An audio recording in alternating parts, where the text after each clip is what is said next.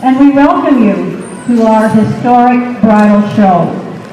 You will have a look at the wedding dress in rural Ontario culture from the 1800s to the present day. Fashions come and go, and yet the wedding dress maintains a particular style of presentation that follows a long-standing code of design signifying the romantic and the formal nature of the occasion. Our gowns were worn by women in the Durham area. We thank them for generously sharing their wedding attire. Our models are young women involved in the Durham Agricultural Society, and we thank them for their enthusiastic participation. We have several escorts for the bride today. Jeremy Washa, John Frank, Maverick Wrightson, and Howard Page. Photographer is Sandra Milks, and our videographer is Eric Esau. We're partnering with the newest bridal shop in the area. I refer to the White Dress Boutique, formerly Temptations. The White Dress Boutique is located in Hanover on the main corner, and it served the community for 15 years. Under Sandra Lynn's leadership, the boutique has expanded into a larger, more elegant space while maintaining its exceptional service. They offer tiered bridal packages to make your say yes to the dress moment an unforgettable experience. So whether you're a bride, a groom, a prom queen, or preparing for any special occasion, the White Dress Boutique is the perfect gown and suit to match your style. The owner, Sandra Lynn, has assisted us with the Judies, the mannequins, for some of our more fragile gowns from the 1890s and the early 1900s. And also, we have from the White Dress Boutique, the latest in bridal fashion. You'll see the gown for 2026. Let's travel back in history. Let us begin.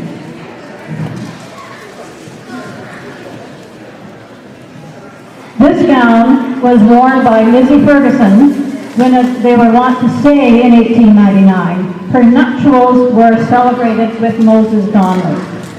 As was popular at the turn of the century, this two-piece ensemble had puff sleeves and a bustle.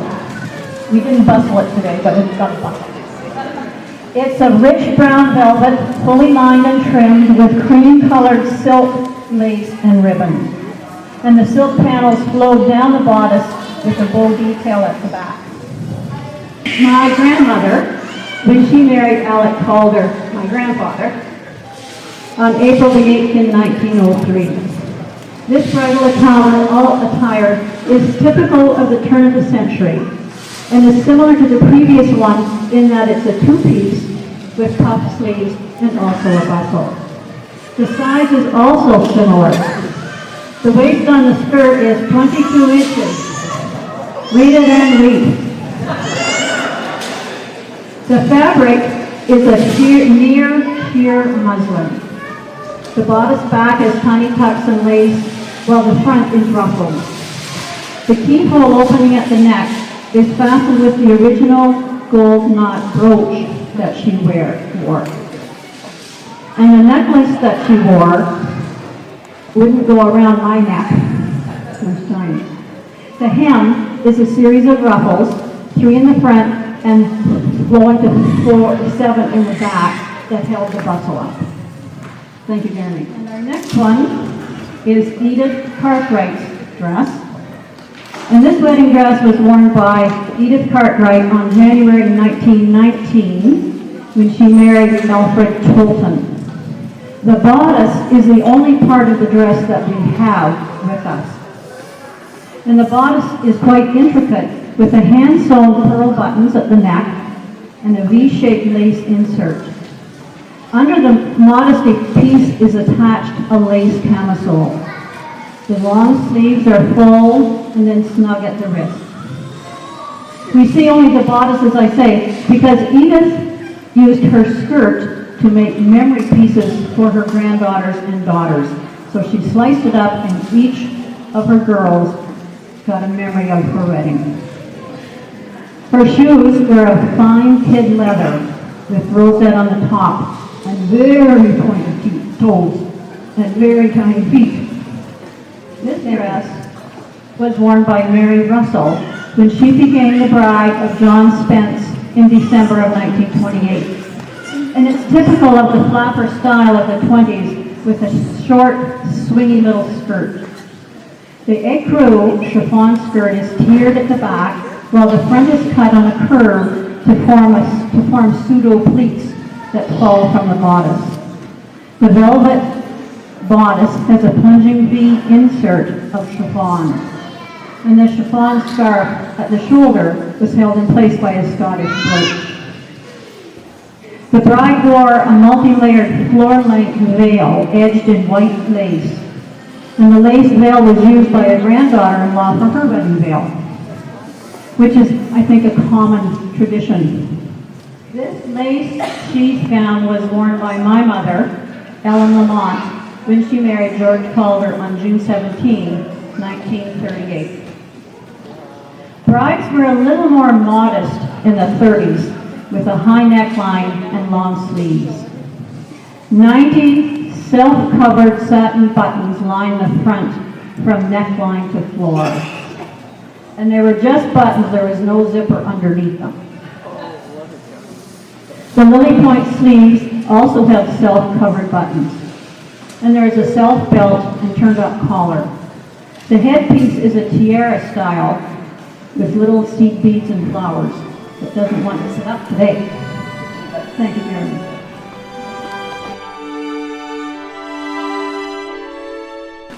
Now that you can see it.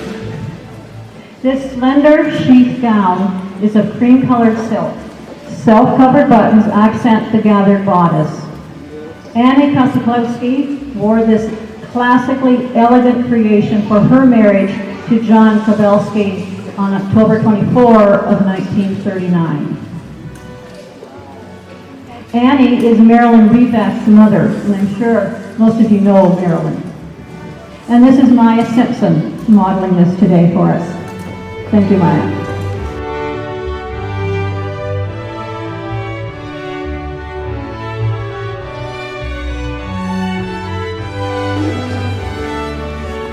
Adeline Reeve is modeling Shirley Tomlin's wedding outfit. Shirley was married to John McGowan on May 17, 1946, just after the war. So as a result, she could not buy a formal wedding gown.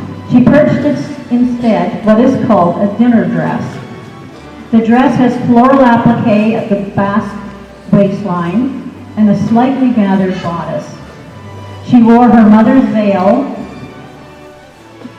and the headpiece is white fabric flowers. When she arrived at the church, she found a strange minister there to perform the ceremony because her minister was having an emergency appendectomy. Sugar was very scarce after the war, so the wedding cake was ordered from Guelph. It was to arrive by train. Well, there were 2 wedding cakes on the train that day, and as luck would have it, they got switched. But cake is cake. Thank you, Adeline.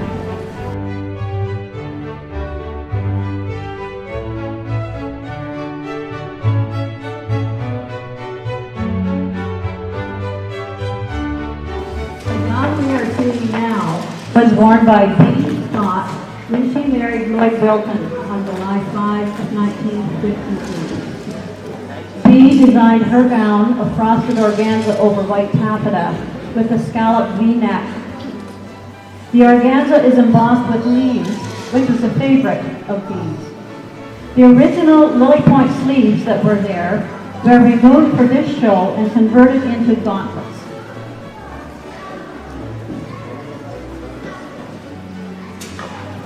The sleeves had the lily point end, and they were transformed into a gauntlet type.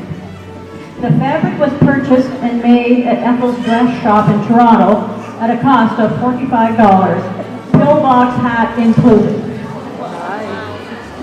And the dress has a slight train to carry a long veil, originally worn by her mother in 1929. The veil was also worn by B's daughter in 1979. So wedding traditions span the generations. And our model today is Ella Holland. Thanks, Ella.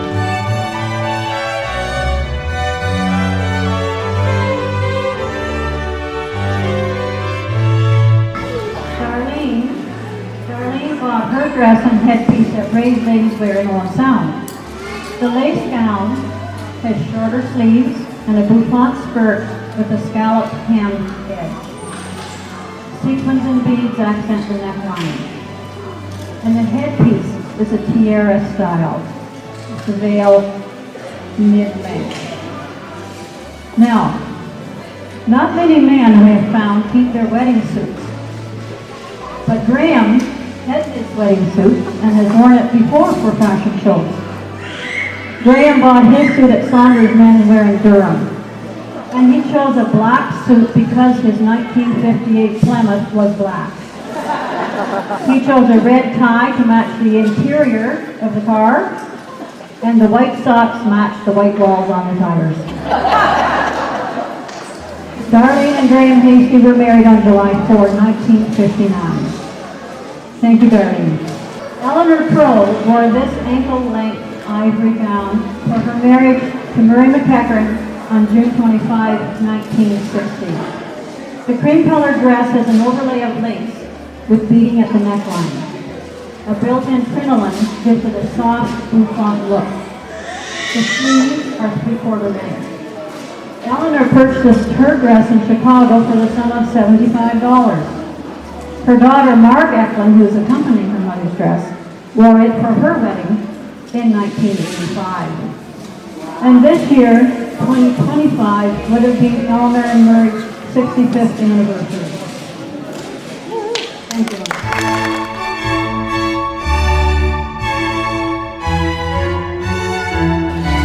Laura Mannion is modeling Ethel's dress. It's a two-piece navy with a lace overlay. There's beading at the neckline, and the cap sleeves made it summer ready for an August wedding. The sheath skirt is mid-calf length. Opal and Jim Jane were married in August of 1960. You may recognize Laura from last evening. Thanks, Laura.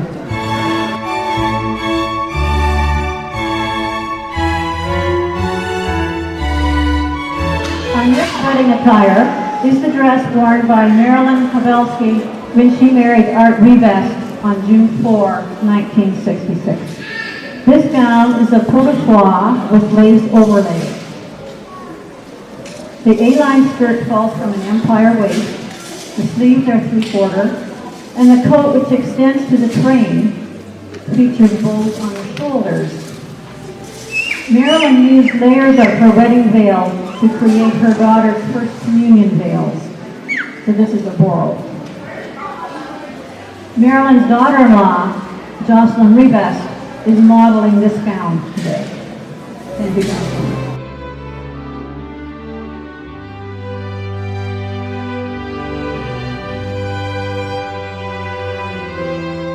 Shirley Kirkwood wore this dress when she and Ross Hyatt were married on September the 2nd, 1967. She was a centennial bride. It's a full-length sheath dress with an empire waist and a ribbon bow in the center. It has a scoop neckline and shorter sleeves that are trimmed with drawing lace. There's no train on this piece, just falls softly to the floor. Acacia Antonelli is our model.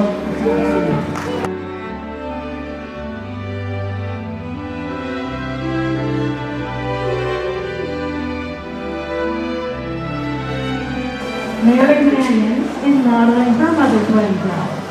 Teresa Dittner wore this gown when she married Leonard Mannion June 22nd of 1968. It's a white satin with a lace top and long lace sleeves. The neckline is rounded. And there's no train on this classic smooth line. This is the first of many bridal gowns that Teresa made. This one and for other family members and friends. Thank you.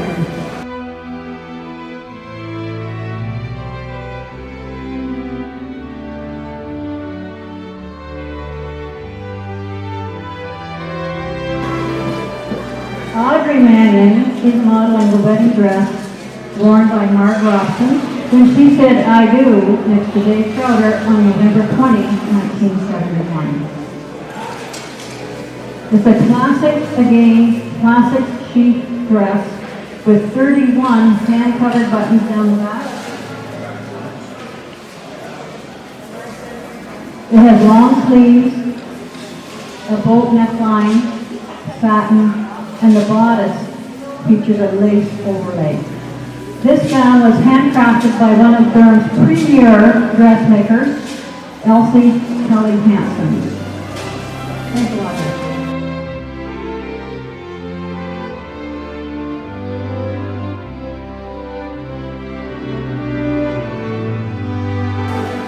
Lorraine Kelly wore this lovely velvet gown with a cape for her marriage to Dave Arnott on October 20th of 1972. October 20th was an important date for Lorraine, as her grandmother was also married on October 20th, a few years previous to her. The long sleeves and fur-trimmed hood were well suited for an evening wedding in late autumn. The cape becomes the train. The fine velvet fabric made further adornment unnecessary on this gown.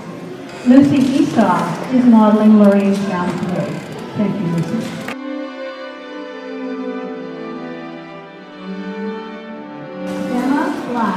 Emma Flatt is modeling Donna Clark's wedding dress. I should say Donna Caller's wedding dress because that's what I was. That's me. This gown is a polyester polissoir, trimmed with tiny white daisies at the waist and neckline, and pearl buttons at the edge of the lily point sleeves. The A-line skirt falls to a short train at the back. The veil that I wore was borrowed from a cousin. The white Bible I carried was borrowed from my sister-in-law. The long sleeves were appropriate because it snowed the week of the wedding. We were married on May 11th, 1974. I made my dress for a cost of $28. Go figure. I did the finishing touches on it the morning of the wedding, but I did make it to the church on time. Thank you, Emma.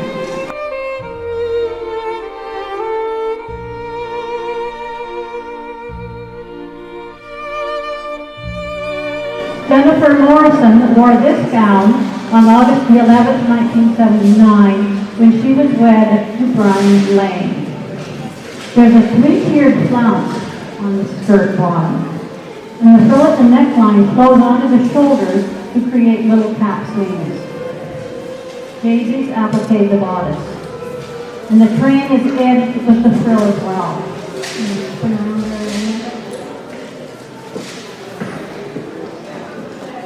Vogue magazine was the inspiration for Jennifer's gown. Elena Frank is modeling this gown for us today. Thank you, Elena.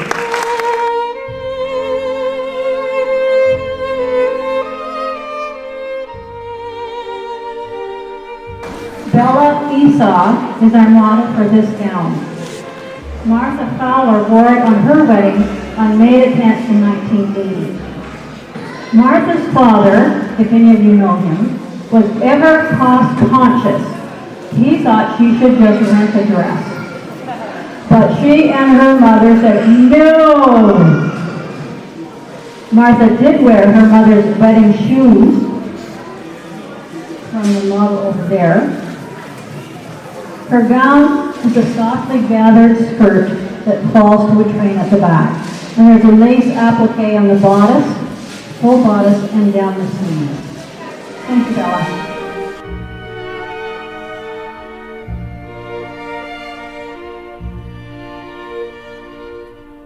This is Debbie James' wedding dress. It has mutton sleeves, full at the top, and then fitted at the waist. The hem and the train are edged in lace. And there's a lace applique on the bodice and on the sleeves. The hat has an almost floppy brim, and it's adorned with feathers and fabric flowers swathed in layers of tulle. Debbie's dress was inspired by Princess Diana. And Sophie Mannion is our model for Debbie's gown. And you'll remember her from last evening as well. Debbie and Dave Tucker were married on October 15, 1983. They had to wait till the harvest was finished. The tiny silver purse that she carries is just large enough to put your hanky in. And it was a little purse that was carried by Debbie's grandmother, I believe, or great-grandmother. A family heirloom, something old for everyone. Thank you, Debbie.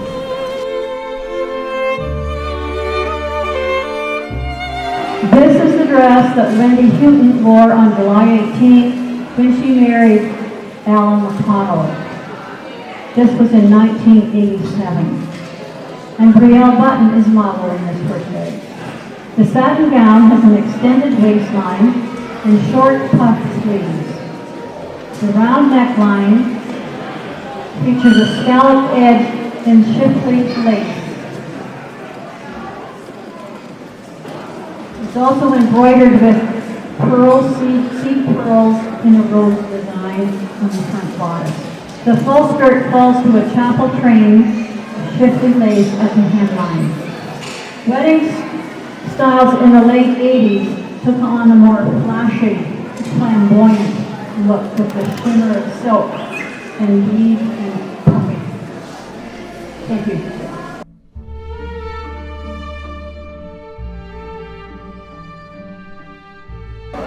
Delilah Washkup is modeling the dress that Susan Marshall wore on June 22nd, 1999, when she became Mrs. Rob Nixon. And it's typical of many gowns of the 90s, carrying further the flash of the 80s. It's a shimmering satin with short, puffy sleeves, beaded heavily. There's a deep V neckline, and the bodice is also heavily beaded with an apron front that falls to a V in the front and in the back. The large bow at the back, you want to turn around there? The large bow in the back starts the lace-edged cathedral train on the gown. Thank you, Jill.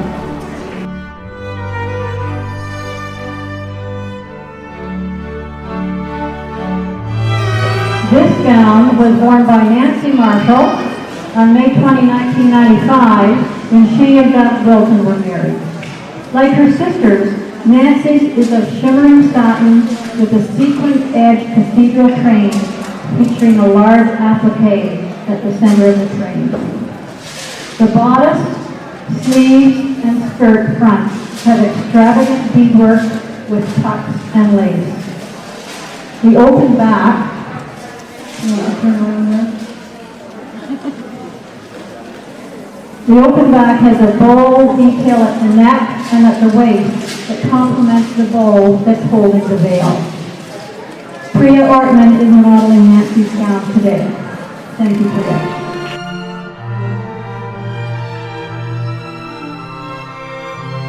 Riley Hasty is wearing her mother's wedding gown.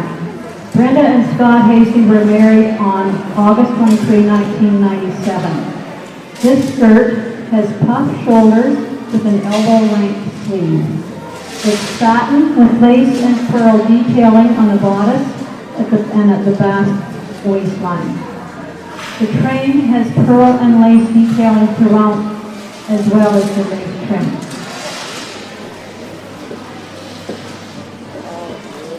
You can hear the bees. Thank you, Riley.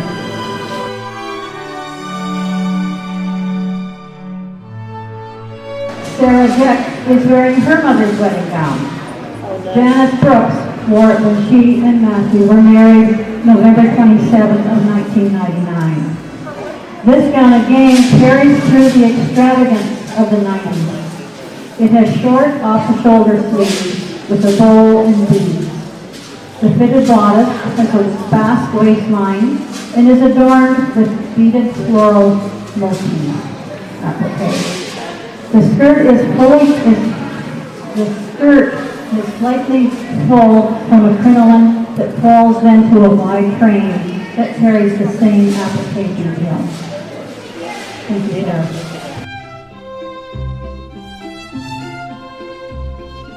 Nina Clark wore this on her wedding day in 2007. Their wedding was a casual summer affair at the lakeshore with family members, about 50. Nina's dress is a smooth satin A-line with spaghetti straps. There are crystal embellishments on the ruched bodice. And she had a light wrap that provided protection from the sun. Nina carried a family heirloom silver clutch from the 1800s, which was completed in matching fabric. Nina's husband, George Croscott here, dressed casually as well, in dress pants and a white shirt. Now instead of a tie, since it was on the lake shore, he wore a crucifix handcrafted by his brother. He was known for wearing hats and had a special one for this occasion. Thank you, Nina and George.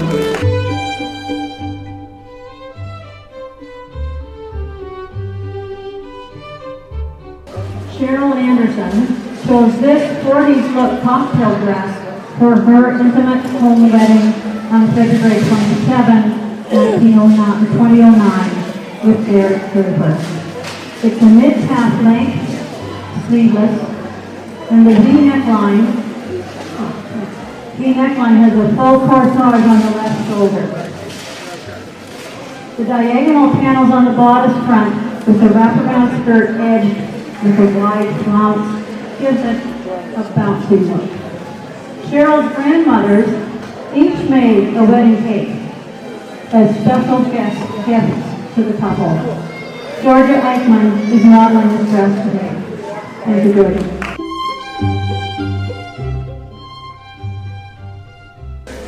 This stunning flash of color was worn by Beth Petty when she and Stephen Salisbury were wed August 14, 2010 in the Petty backyard. The weather was hot and humid with a threat of tornado activity that day. Fortunately, nothing happened. The gown is strapless with tucks on the bodice front. The scrunches on the skirt are tacked with fabric flower petals. And the skirt is crunched front and back into the train. Can you just turn around for us?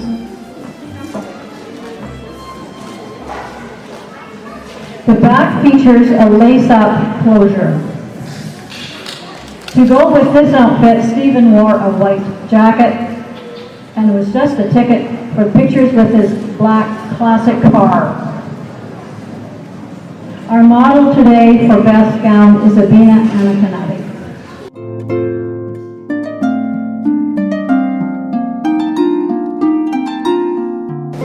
Our model for this gown is Rosalind Mara.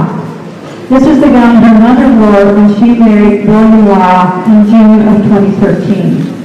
This strapless dress has a drop waist with ruching on the bodice and fabric flowers at the neckline. Layers of ruffles on a hoop skirt cascade to the train.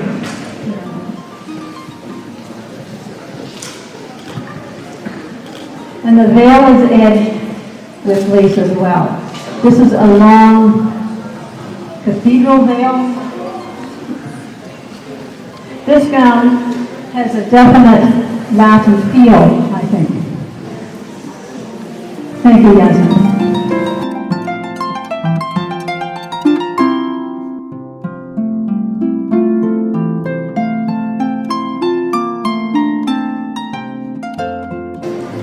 Megan Carlson and Greg Gerson were married on February 15, 2020.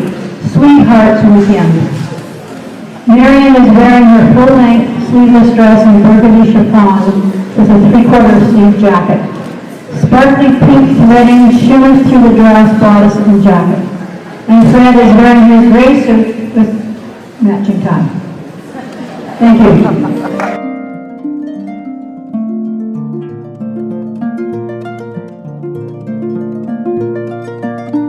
Millie McDonald and Will Cahill tied the knot on September 14, 2024. Millie's dress is a classic chic style with narrow straps and sheer bolero. The color, slate blue, is suited to a fall wedding with lingering summer weather. There's a satin underskirt with a sheer overskirt, and this is layered with another sheer overskirt that is overall hand applique with cascades in shimmering blue and silver. This is from a French designer. Durham Agricultural chose a black suit with slate blue tie and pocket cuff. Thank you.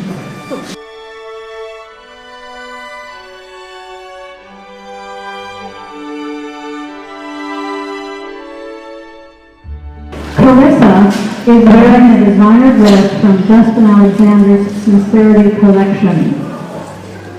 We have moved to 2026. A brocade A-line gown has a draped bodice, natural waist, and lace-up corset back, blending elegance and whimsy. As we look ahead, upcoming trends are shifting towards timeless styles featuring fast waistlines, ball-gown skirts, satin and chantilly lace fabrics, offering a fresh, modern take on the classic styles. Thank you, Carissa.